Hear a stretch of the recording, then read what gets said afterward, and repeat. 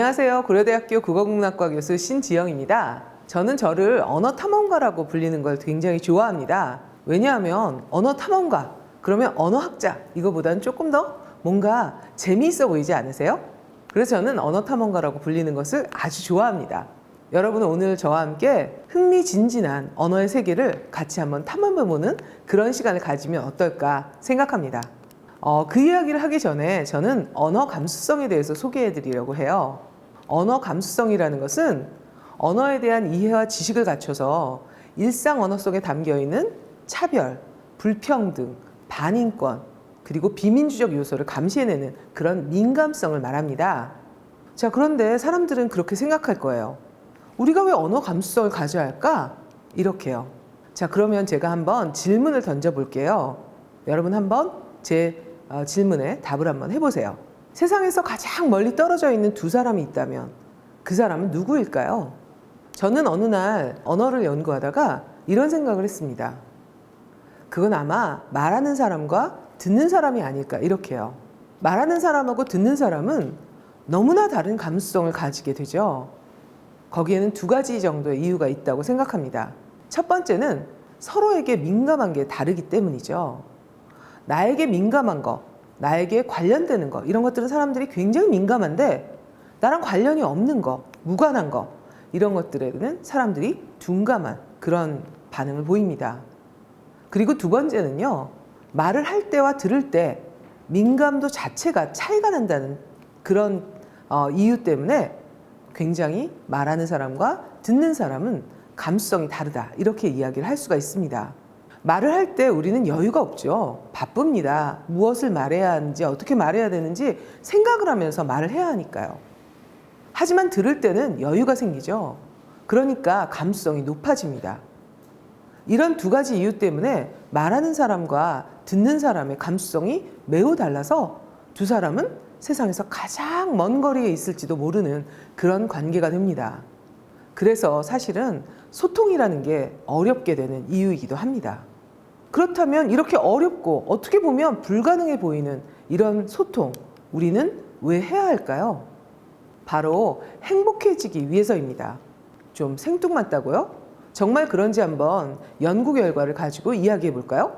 하버드 대학교의 성인발달연구소라는 것이 있습니다. 그 성인발달연구소에서는 1930년대 대학교 2학년이었던 사람들이 2000년대까지 나이가 들어가는 과정을 연구합니다. 70여 년 동안 연구를 해서 종합보고서를 내는데요. 그것을 책으로 묶은 행복의 조건이라는 책이 있습니다. 그 책을 보면 연구 대상자 800여 명이 어떻게 나이 들어갔는지를 가지고 이야기를 이끌어갑니다. 70여 년 동안 그 사람들을 주기적으로 추적조사를 해서 어떤 중년을 맞고 어떤 노년을 맞았는지, 그리고 행복한 노년을 맞은 사람들이 가지고 있는 공통적인 특징은 없는지를 발견하게 됩니다. 그리고 질문을 던지죠. 왜 누구는 불행하고 누구는 행복한가? 이렇게요. 연구팀이 발견한 여러 가지 요소들을 가지고 이제 책을 읽어보면 여러 가지 요소들을 발견하게 되는데요. 그 중에서 연구팀은 가장 주목한 게 있었습니다. 바로 따뜻한 사회적 관계를 가진 사람들, 이런 사람들이 행복한 사람으로 나이 들어갔다라는 것을 발견하게 됩니다. 연구 대상자였던 하버드 대학교 2학년생들 뿐만 아니라 도심의 빈민층에 있는 중학교 학생들도 있었는데요. 그 사람들이 하버드 대학을 나왔다고 다 행복한 것도 아니었고, 또 중학교 중퇴자라고 해서, 도심 빈민층에 있는 중학교 중퇴자라고 해서 다 불행한 것도 아니었다, 이런 것들을 발견하게 됩니다. 그리고 따뜻한 사회적 인간관계를 가진 사람들이 행복한 사람으로 나이 들어갔구나 라는 것을 발견하게 되죠. 자, 그런데 그 관계의 중심에 무엇이 있을까요? 맞습니다. 바로 말이 존재합니다. 여러분, 세상에 존재하는 인간관계 잘 살펴보면 어떠한 관계도 말이 아닌 것으로 시작되는 관계는 없습니다. 모든 인간관계는 다 말로 시작을 하게 되죠. 그래서 여러분은 서로 처음 만나면 인사를 던집니다. 관계의 시작입니다. 그래서 어떨 때는 인사를 하는 것 자체가 부담스럽기도 하죠. 여러분이 이것이 인사를 던지는 것, 그것이 관계의 시작이라는 것을 알기 때문이죠. 뿐만 아니라 여러분은 관계를 유지하기 위해서도 말을 합니다. 그리고 어떤 사람을 만나면 말을 하고 싶어지는 그런 사람이 있고요. 어떤 사람은 말을 하기 싫어지는 그런 사람이 존재하죠. 이렇게 말하기가 싫어지는 사람, 우리는 관계를 정리할 때 말을 하지 않는 것으로 관계를 정리합니다. 이렇게 말은 관계의 시작이자 끝이다. 이렇게 이야기할 수 있습니다. 그래서 저는 관계에서 말은 어떨 때는 용수철이 되고 어떨 때는 자석이 되는 것은 아닐까? 이런 이야기를 한번 생각해 보았습니다. 어떤 사람은 말을 통해서 많은 사람과 관계를 자석처럼 끌어들이기도 하고요. 어떤 사람은 말을 통해서 사람들을 밀어내서 용수철처럼 그래서 주변 사람들을 밀어내는 그런 말을 하는 사람들도 존재하죠. 여러분은 여러분의 말이 관계의 자석이 되기를 원할까요? 아니면 용수철이 되기를 원할까요? 자, 그럼 아까 이야기했던 왜 말이 행복의 중요한 요소 중에 하나가 되는지 다시 돌아와 보겠습니다. 여러분, 행복이 뭘까요? 주변 사람들과 좋은 관계를 맺고 즐겁게 사는 것, 그게 행복이 아닐까요? 그런데 아까 말씀드렸듯이 관계의 시작과 끝에 바로 말이 존재하죠. 그러니까 행복 지수는 소통 능력에 비례한다. 이렇게도 이야기할 수 있을 것 같습니다. 이렇게 화자와 청자의 거리를 좁혀가는 과정, 이것을 우리가 소통이라고 할 수 있는데요. 그 소통, 그 화자와 청자의 거리를 좁혀가는 그 소통의 과정에서 바로 언어 감수성, 그 거리를 좁혀주는데 언어 감수성이 크게 기여하는 바다, 이렇게 이야기할 수 있기 때문에 우리는 언어 감수성에 주목해야 된다, 이렇게 이야기할 수 있습니다. 언어 감수성을 가지고 화자, 청자의 거리를 어떻게 좁혀줄까? 저는 이렇게 생각합니다. 말이라는 건 상대를 향하는 일이니까 내 말이 어떻게 들릴까? 상대의 감수성에서 어떻게 들릴까? 이것을 고려하면서 말하는 것. 이게 소통의 거리를 좁히는 것이다. 이렇게 이야기할 수 있고요. 또 잘 들기 위해서뿐만 아니라 상대의 말을 또 잘 듣기 위해서 상대의 감수성에서 상대의 이야기를 들어보면 어떨까? 그렇다면 그 불가능해 보이는 먼 거리를 좁혀가는 소통 가능해지지 않을까? 이렇게 이야기해 볼 수 있을 것 같습니다. 아까도 말씀드렸지만 언어는 상대를 향하는 일이죠. 우리가 말을 하는 이유는 들리기 위해서입니다. 저도 여러분에게 들리기 위해서 강연을 할 때 어떻게 하면 제가 조금 더 전달력을 높일까? 이런 고민을 하게 되는 것이죠. 그래서 우리는 말을 하기 위해서 상대의 감수성을 고려하면서 말하기를 하는 것. 그래서 우리는 언어의 감수성에 대해서 주목해야 된다. 이렇게 이야기를 할 수가 있습니다. 그런데 언어는 다음과 같은 특징이 있습니다. 우리가 언어라는 건 사회적 약속이라고 이야기하죠. 언어는 학습에 의해서 습득됩니다. 그리고 사회적 약속이기 때문에 배운 대로 해야만 하는 특징을 가지고 있습니다. 그리고 언어는 너무나 일상적인 것입니다. 그래서 저는 언어학자로서 이런 이야기를 합니다. 일상을 탐험으로 만드는 게 언어 탐험가, 언어학자다. 이렇게요. 그리고 이거는 너무나 일상적이기 때문에 우리가 습득하고 난 다음에는 습관처럼 굳어지게 됩니다. 그래서 사실 감수성을 갖기가 너무나 어려워지는 거다. 이렇게 이야기할 수가 있습니다.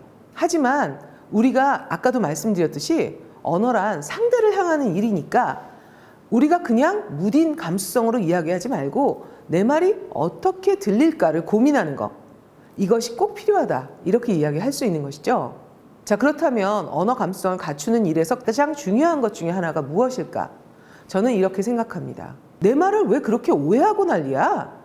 이렇게 생각하는 태도에서 벗어나서요. 왜 내 말이 그렇게 이해됐을까? 이런 것들을 곰곰이 따져보는 것. 이것이 언어 감수성을 갖추어가는 출발점이다. 이렇게 이야기할 수 있습니다. 그러니까 질문을 바꿔야 하는 것이죠. 우리가 말을 한다는 건 사실은 끊임없는 선택의 연속입니다. 이 말을 할까? 저 말을 할까? 이 단어가 적절할까? 저런 단어가 적절할까? 내가 말을 해야 하는 걸까? 말을 하지 말고 침묵을 지켜야 하는 것일까? 이렇게 표현해야 될까? 저렇게 표현해야 될까? 우리는 마음속에서 말을 할 때 끊임없이 마음속 줄다리기를 한다. 이렇게 이야기할 수 있습니다. 자, 그렇다면 끊임없는 선택의 기준에서, 선택의 과정에서 우리는 어떠한 기준으로 그 단어들을, 그 표현들을, 또 침묵과 말하기의 어떤 순간들을 결정해 가는 걸까요? 그 기준은 무엇일까요? 자, 그렇다면 선택의 기준에 대해서 한번 이야기하면서 우리가 흔히 쓰는 단어에 대해서 한번 생각해 보도록 하겠습니다. 여름에 많은 사람들이 흔히 반팔이라는 말을 많이 씁니다. 긴팔 말고 반팔로 입어라, 뭐 이런 말처럼요. 자, 그런데 우리가 흔히 쓰는 이 반팔이라는 말, 우리가 선택한 이 반팔이란 말, 누구에게 상처가 되진 않을까 생각해 보신 적 있나요? 옛날 자료들을 찾아보면 뿐만 아니라 여러분이 알고 있는 단어 중에서 같은 뜻을 가지고 있는 다른 말이 있습니다. 반소매라는 말 다 이해하시죠? 우리는 어떤 것을 가지고 반팔이라는 선택을 할 수도 있고 반소매라는 선택을 할 수도 있습니다. 소매가 반인데 왜 우리는 반팔이라고 해서 팔이 반인 것처럼 말을 할까요? 혹시 일반적인 사람들보다 팔이 짧게 태어난 사람, 혹은 중간에 사고가 나서 팔이 짧아진 사람, 이런 사람들에게 우리가 흔히 쓰는 반팔이라는 말이 상처가 되면 어쩌나? 이런 생각을 한다면 상대방의 어떤 언어 감수성을 고려해서 반팔이라는 말이 누군가에게 상처가 되진 않을까? 이런 감수성을 발휘해서 우리 반팔이라는 말 대신에 반소매라는 말을 써보자. 이렇게 이야기한다면 우리는 더 적절한 선택을 하는 건 아닐까요? 자, 우리는 이렇게 매 순간 어떤 표현을 선택할까? 내 말이 어떻게 들릴까를 고민하면서 선택을 이어갑니다. 자, 그러면 우리가 매일매일 하는 선택 하나를 더 살펴볼까요? 지금 그림을 보니까 창밖에 뭔가 일이 벌어지고 있습니다. 우리가 이것을 누군가에게 전할 때 우리는 그 사람이 누구인지, 내가 그 사람과 어떤 관계인지를 알지 못하면 사실은 한국어는 할 수가 없습니다. 우리가 할 수 있는 말의 전부는 창밖에 비가 오까지밖에 안 됩니다.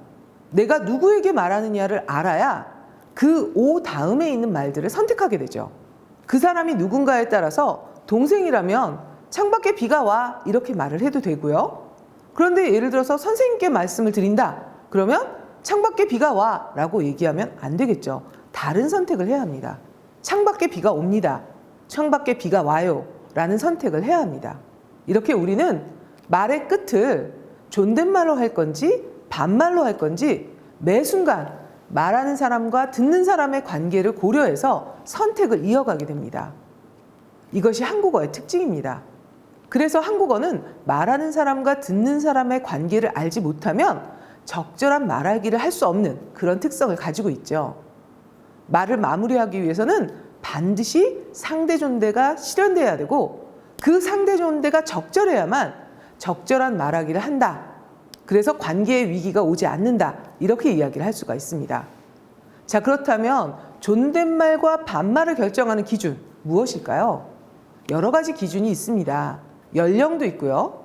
친밀도, 얼마나 가까운 사이냐, 그 다음에 직위, 높은 직위를 가지고 있느냐, 나보다 낮은 직위를 가지고 있느냐, 아니면 같은 직위를 가지고 있느냐, 아니면 어떤 상황이냐, 격식적인 상황이냐, 아니면 그냥 비격식적인 상황이냐, 이런 여러 가지 결정을 하는 데 있어서 기준들을 고려해서 그 상황에 맞게 적절한 말학을 해야 한국어를 잘 구사한다. 이렇게 이야기를 들을 수가 있습니다. 그리고 상대를 불쾌하게 만들거나 부자연스럽게 만들지 않을 수 있죠. 자, 이 결정 중에서 가장 중요한 그 기준이 무엇이냐면 사실은 연령입니다. 그래서 우리는 상대방의 나이가 너무나 궁금해지죠. 누군가를 만나면 저 사람은 몇 살일까? 한국 사람만큼 궁금해하는 사람들이 없습니다. 그리고 나이를 묻는 것에 대해서 아주 자연스럽게 생각합니다. 그리고 상대의 나이, 나의 나이에 대해서 굉장히 민감하게 생각하고요. 나이를 서열이라고 생각하고 그 서열에, 나이 서열에 굉장히 중요하게 생각하면서 민감해지는 것. 그것이 바로 언어의 문제가 그 뒤에 숨어 있는 것입니다.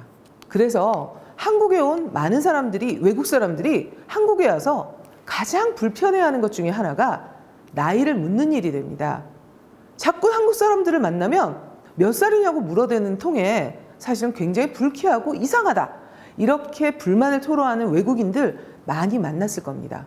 그것이 바로 한국어의 특징 때문에 우리는, 한국 사람들은 나이가 궁금하고 나이에 민감하고 상대의 나이를 알 수밖에 없게 되는 그런 일들이 벌어지게 되는 것이죠.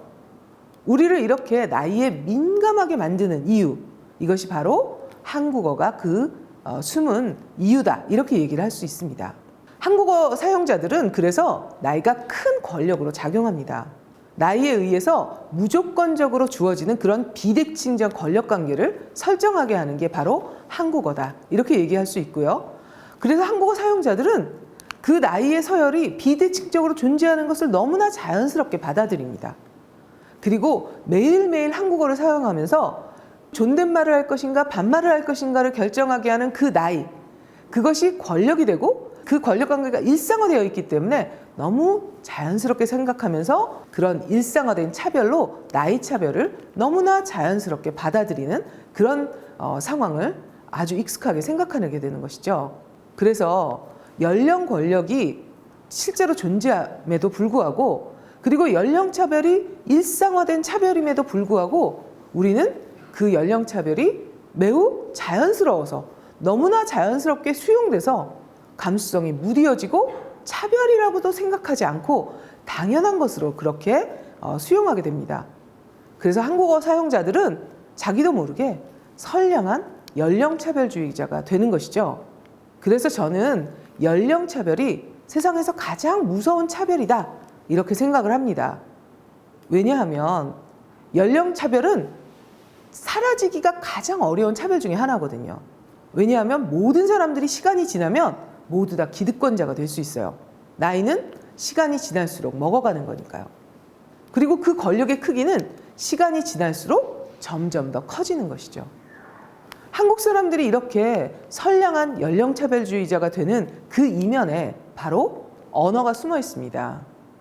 문제는 바로 한국어의 높임법이죠. 언어의 서열을 통해서 사람의 서열을 가르치고 고정하는 역할을 하기 때문입니다. 한국어의 높임법은 선량한 연령차별주의자를 만드는 공고한 언어적 장치라는 그런 역할을 수행하고 있다. 우리가 이렇게 한번 오늘 생각해보는 시간 가져보면 어떨까 생각합니다. 한국 사람들을, 한국어 사용자들을 나이에 민감하게 만들고 또 사람의 서열을 결정하는 기준으로 나이를 생각하게 하고 또 이것을 일상화하고 당연한 것으로 받아들여서 선량한 연령차별주의자를 만드는 그런 이면에 한국어의 높임법이 존재하는 건 아닐까? 오늘 그 생각을 한번 같이 해보면 어떨까? 이렇게 생각합니다. 우리가 보통 한국어 문법을 설명할 때 이 높임법이 한국어에서는 굉장히 중요하다고 얘기를 합니다. 올바른 한국어를 구사하기 위해서는 올바른 한국어 문법을 지켜야 되겠죠? 그 한국어의 문법을 지키기 위해서는 아까 앞에서도 적절한 어미, 마지막 말 끝을 결정해야 합니다. 그 결정의 기준이 되는 거 바로 상대와 나와의 관계죠. 그 관계를 잘 따져서 존댓말을 써야 할지 반말로 얘기할지를 결정하는 것, 이것이 한국어 문법에서는 굉장히 중요한데 그것을 결정하고 선택하게 하는 그 중요한 기준 중에 하나가 바로 연령이기 때문에, 그래서 한국어 사용자들은 자기도 모르게 연령의 서열이 사람의 서열이다, 그리고 그 서열이 언어 사용을 통해서 계속해서 굳어지는 그런 문제들을 가지고 있지는 않을까, 오늘 한번 같이 고민을 해보자는 이야기입니다.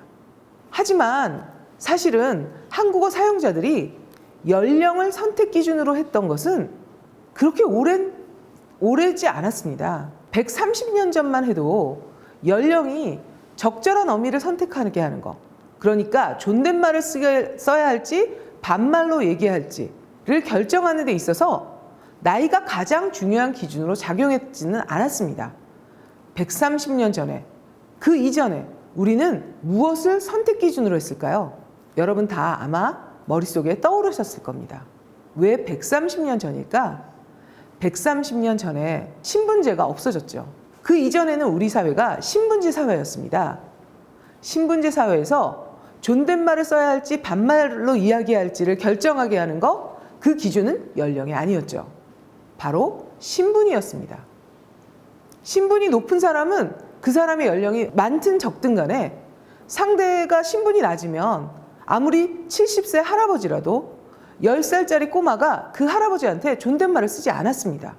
또 그 70대 할아버지는 신분이 낮은 자기보다 높은 사람에게는 당연히 존댓말을 해야 된다고 생각했죠.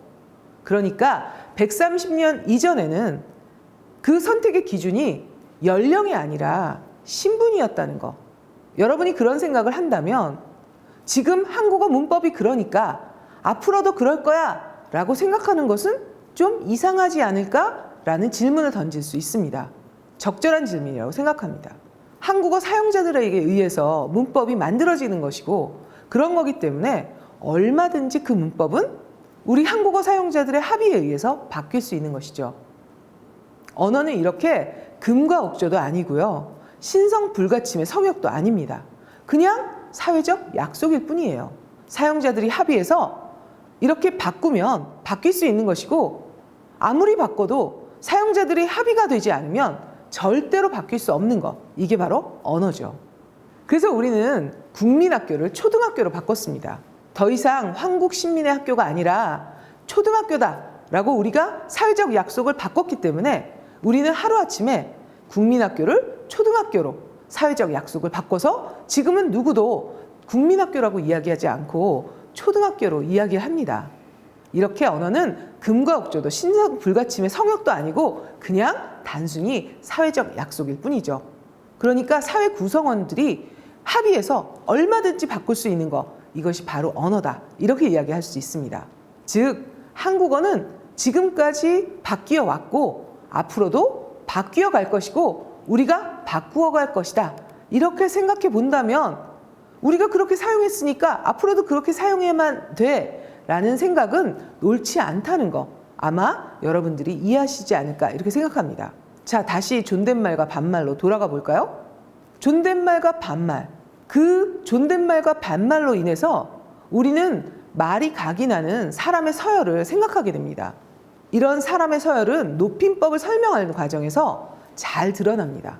우리가 보통 높임법을 설명할 때 한국어 문법을 여러분 다 배웠으니까요. 이런 표현들에 익숙할 겁니다. 높임법을 적절하게 선택하기 위해서는 화자와 청자의 관계를 알아야 된다. 그리고 우리는 말하는 사람, 내가 내 말을 듣는 사람보다 손윗사람이거나 윗사람이라면 높은 사람이라면 상대에게 반말을 사용할 수 있다. 그리고 나보다 같거나 아랫사람이라면 손아랫사람이라면 낮은 사람이라면 반말을 사용할 수 있다. 이렇게 말이죠. 말이 각인하는 사람의 서열은 우리가 높임법을 설명하는 과정에서도 우리가 사용하고 있는 표현을 보면 굉장히 잘 드러납니다. 우리는 보통 한국어의 높임법을 이렇게 이야기하죠. 주체 높임이 있고 객체 높임이 있고 상대 높임이 있다고 얘기합니다. 한국어의 높임법 체계는 굉장히 복잡하죠. 그런데 그 중에서 가장 중요한 것 중에 하나가 말끝을 맺으려면 상대 높임을 해야 합니다.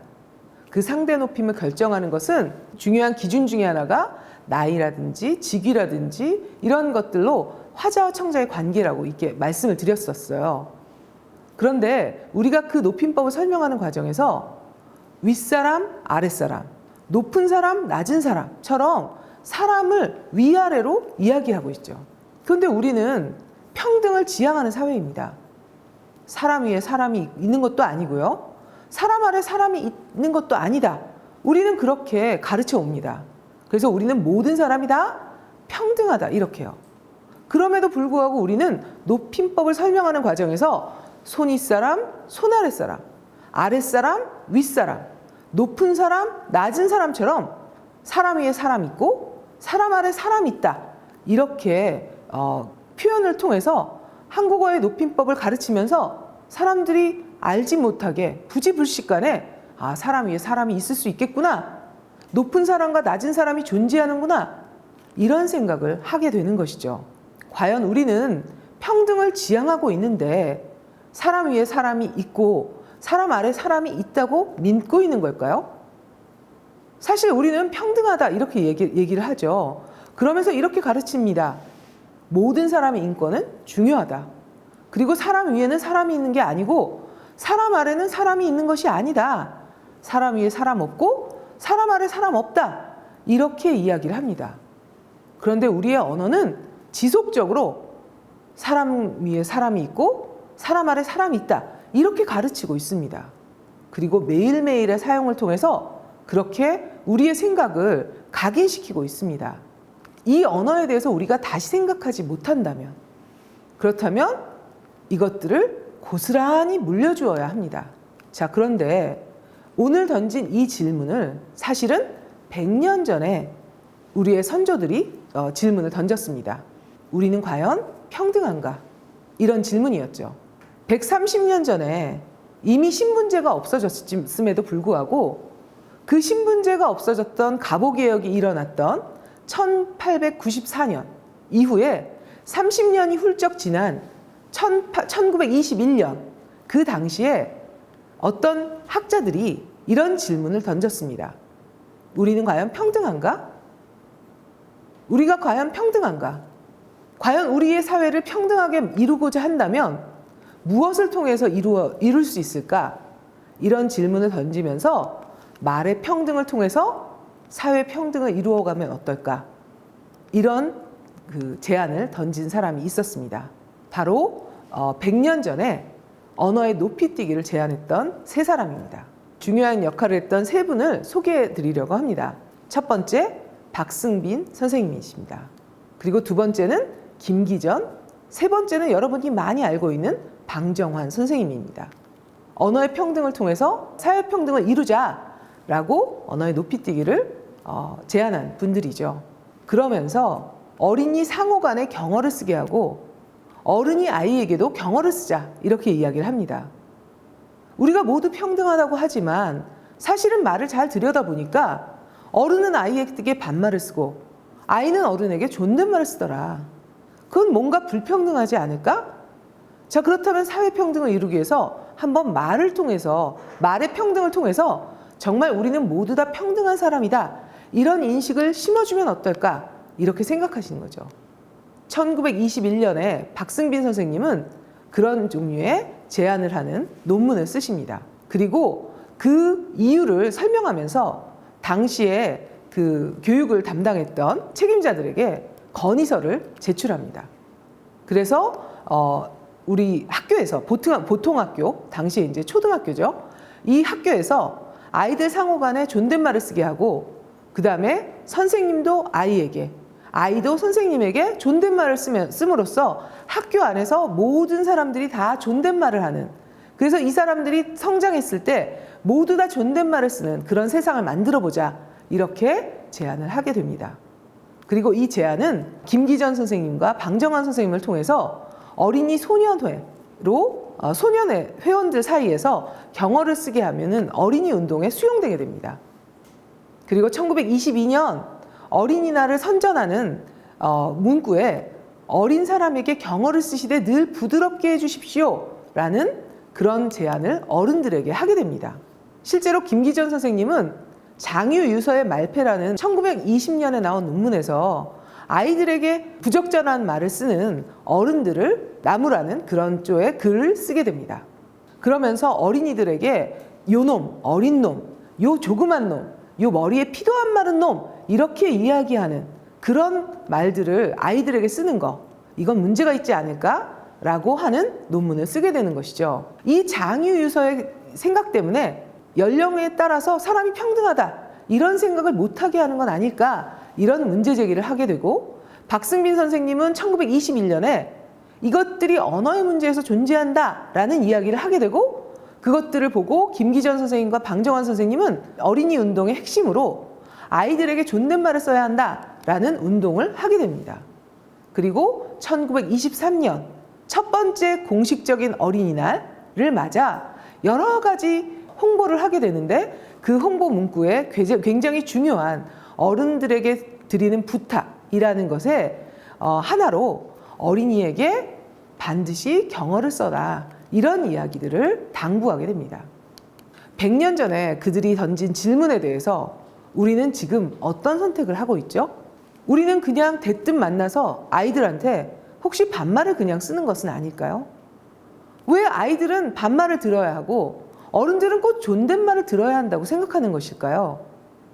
말을 통해서 우리는 혹시 사람 위에 사람 있고 사람 밑에 사람 있다 이렇게 생각하는 것은 아닐까요? 이런 생각들을 오늘 한번 하면서 나의 언어를 사용하는 선택의 기준들에 대해서 다시 한번 돌아보는 그런 시간을 가지면 어떨까 생각합니다. 지금까지 우리는 매일매일의 사용을 통해서 무디어진 우리의 감수성을 돌아봤습니다. 그런데 사람들은 언어 감수성이 높은 사람들에 대해서 이런 식의 이야기를 하기도 합니다. 너무 예민한 거 아니야? 이렇게요. 반팔, 우리가 많이 썼던 건데 왜 반소매로 바꿔야 되지? 그거 너무 예민한 거 아니야? 또한 난 그냥 배운 대로 말했을 뿐인데 왜 나를 공격하고 그래? 난 그냥 반팔이라고 배워서 그냥 반팔이라고 얘기하는 건데 왜 잘못됐다고 하는 거지? 억울해. 아, 저런 프로 불편러. 심지어 그런 사람들을 프로 불편러라는 이름을 통해 이름표를 붙여주면서 조롱하기도 합니다. 그런데 사실은 프로 불편러가 되는 것 아주 어려운 일입니다.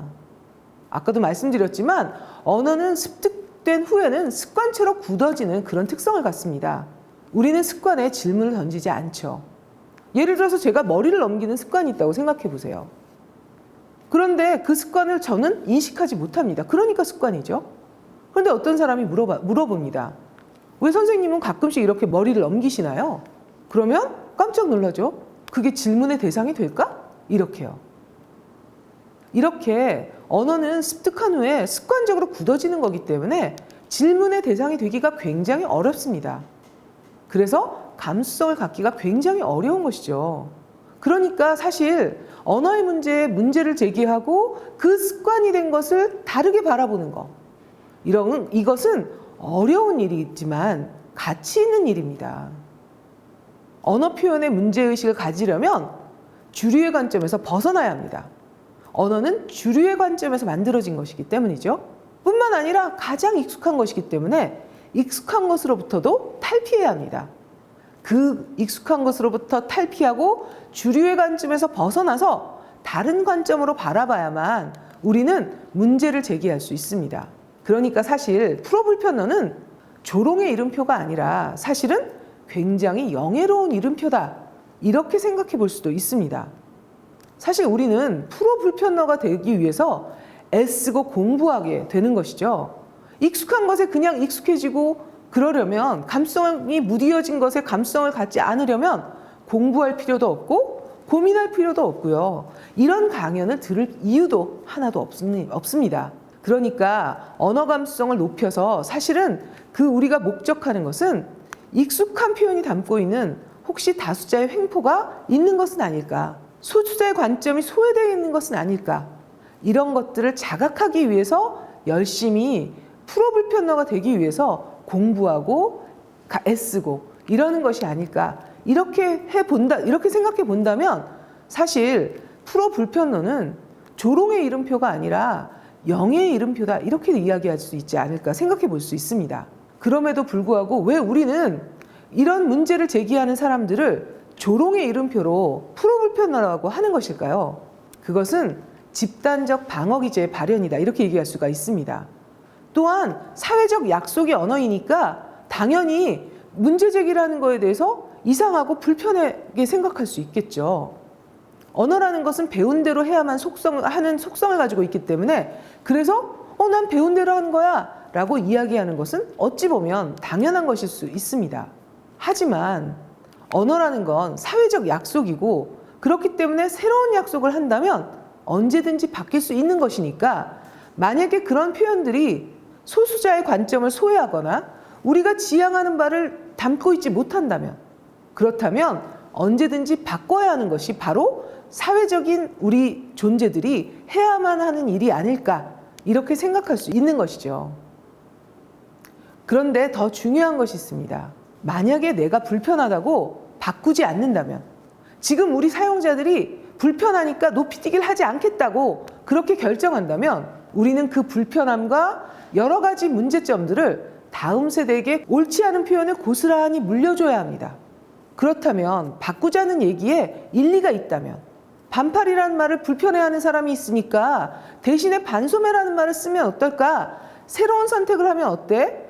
라는 말이 일리가 있다면 우리가 좀 불편해도 바꿔야 하지 않을까요? 언어는 신성 불가침의 성역도 아니고 금과 옥조도 아니에요. 그냥 사회적 약속에 불과한 것이죠. 제가 재차 강조하는 이유는 이 사회적 약속, 그러니까 언어를 들여다보면 구성원들이 어떤 종류의 합의를 하고 있는지 이런 것들을 살펴볼 수 있고요. 그래서 언어는 사회를 비추는 거울이다. 이렇게 얘기할 수 있습니다. 그 사회적 약속의 수준이 결국은 언어 사용자들, 우리 사회의 수준이다. 이렇게 이야기할 수 있습니다.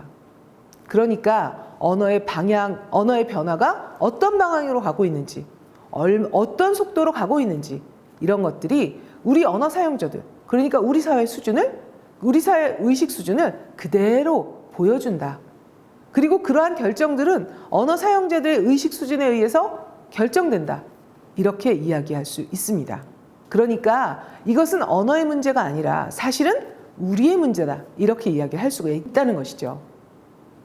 우리는 보통 언어를 생각을 담는 도구라고 얘기합니다.